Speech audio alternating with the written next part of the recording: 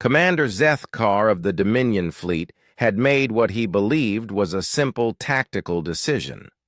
As his massive dreadnought Void Crusher emerged from hyperspace at the edge of the Sol system, he ordered his communications officer to deploy the quantum interference array. "Jam all their primitive signals," he commanded, his 6 eyes gleaming with satisfaction. "Cut them off from their colonies, their ships, everything. Let them face their extinction in isolation." The Zephyrian had studied human military doctrine extensively. Humans relied heavily on coordination, communication networks, and information sharing.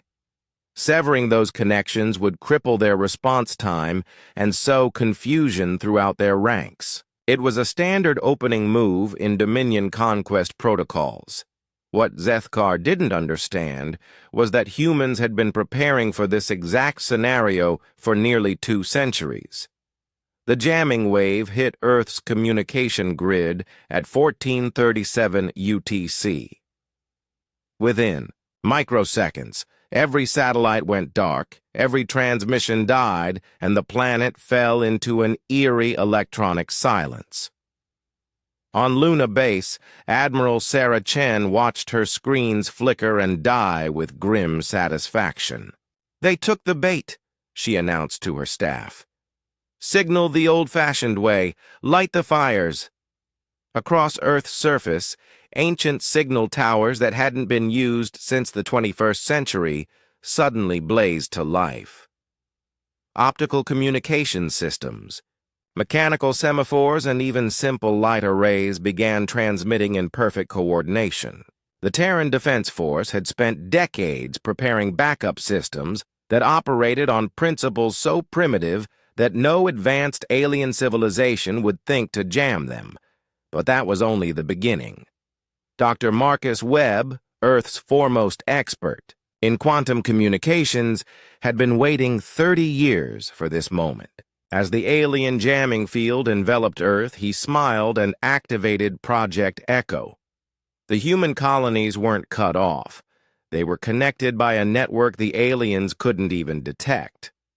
Humans had discovered something unique about quantum entanglement that other species had missed. While everyone else used it for faster-than-light communication, humans had learned to weaponize quantum interference itself. Every jamming attempt created quantum echoes that could be read, decoded, and traced back to their source. "Got you," Webb whispered as his instruments locked onto the Dominion fleet's position.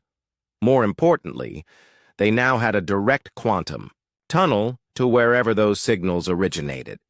Admiral Chen's voice crackled through the backup systems to colonies across human space. "Execute Prometheus Protocol. All stations, all fleets, you are weapons-free."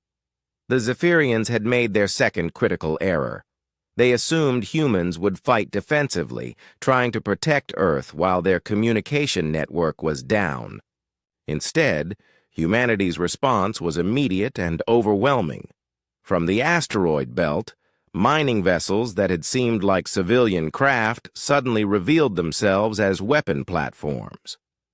Their asteroid-moving engines, designed to push million-ton rocks, began hurling projectiles at relativistic speeds toward the Dominion fleet. From Mars, the terraforming equipment that had been building atmosphere processors for decades revealed its true purpose. The massive industrial complexes were actually the largest mass drivers ever constructed, capable of launching payloads across the solar system with devastating accuracy. But the real surprise came from humanity's newest colony, ship, the New Horizon, which had launched just 6 months earlier toward Proxima Centauri. As the jamming field reached their position, Captain Elena Vasquez received Admiral Chen's final prearranged signal. "All stop," she ordered. "Reverse course. Maximum burn." The New Horizon wasn't a colony ship. It was the largest kinetic weapon ever built, disguised as a peaceful civilian vessel. Its fusion engines, designed for interstellar travel, could accelerate its massive hull to 12% of light speed. And thanks to Dr. Webb's quantum tracking, they now knew exactly where to aim it. Commander Zeth Carr watched in growing horror as his primitive enemies revealed their true capabilities. The human colonies weren't panicking, they were coordinating. A counterattack using communication methods his sensors couldn't even detect. Worse, somehow the humans had traced his jamming signal back to its source. Impossible, he hissed, his translator struggling with the alien concept. They're using light beams and mechanical signals. How are they? His science officer's voice cut through his confusion. Commander, we're detecting massive quantum distortions. They're using our own jamming field against us somehow. Sir, they have our exact coordinates. All of them. All of them. Zeth Carr felt his blood freeze. Yes, sir. Our fleet positions, our staging areas, and... The officer's voice dropped to a whisper. Homeworld. 17 hours later, the first human projectiles began striking Dominion positions throughout the Sol system. They weren't just random attacks. They were surgical strikes that disabled every ship's communication array while leaving life support intact. The Dominion fleet found itself in exactly the position they had intended to force on humanity. Cut off, isolated, and helpless. 23 hours after that, long-range sensors detected the new horizon as it screamed past Dominion space at 12% of light speed, its trajectory locked onto the Zephyrian homeworld. Its impact would arrive in 18 years. Plenty of time for the Dominion to recall their fleets and attempt a desperate evacuation.